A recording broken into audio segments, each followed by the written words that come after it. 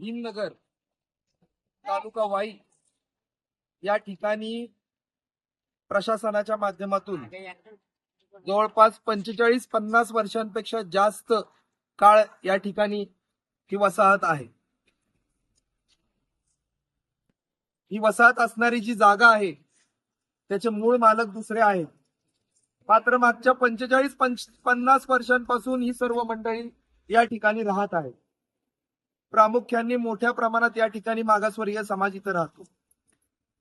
मागच्या 40-45 वर्षांपासून या ठिकाणी राहत असताना इथे त्यांना स्वतःचे वीज कनेक्शन आहे, स्वतःच पाणी कनेक्शन आहे आणि सर्वात महत्वाचं म्हणजे यशवंतनगर ग्रामपंचायतीमध्ये त्यांचं मतदान आहे।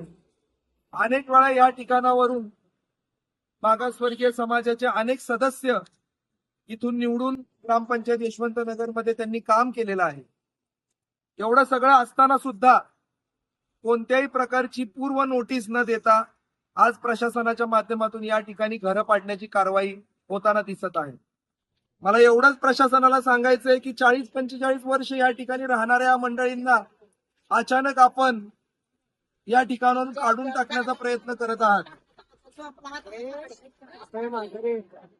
प्रशासनाकडनं मिळालेली माहिती अशी आहे की या मंडळींना राहण्यासाठी पर्यायी व्यवस्था करून देण्यात आलेली आहे, मात्र मी स्वतः त्या ठिकाणी जाऊन बघितलं तर ज्या ठिकाणी यांना पर्यायी व्यवस्था करून दिलेली आहे ती जागा ही डोंगराच्या पायथ्याशी आहे।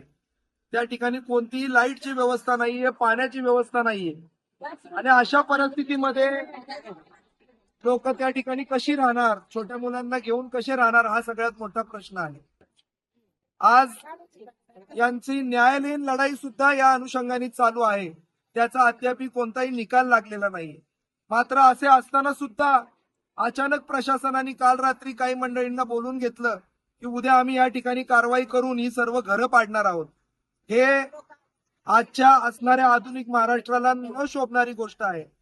एका बाजूनी महाराष्ट्रामध्ये मोठ्या प्रमाणात मागासवर्गीय समाजांवर अन्याय होताना दिसत आहे आणि अशी परिस्थिती असताना या ठिकाणी कुठली पूर्व सूचना न देता अचानक या लोकांना रस्त्यावर आणण्याचा जो प्रशासनाचा प्रयत्न आहे त्या प्रयत्नाला रोखण्यासाठी आज मोठ्या प्रमाणात या ठिकाणी या परिसरातले ग्रामस्थ उपस्थित आहेत आणि या ठिकाणी जर इथं घरं पाडण्याचा प्रयत्न केला तर शांतता व सुव्यवस्थेचा प्रश्न निर्माण होण्याची शक्यता आहे। एवढंच मी या ठिकाणी सांगतो।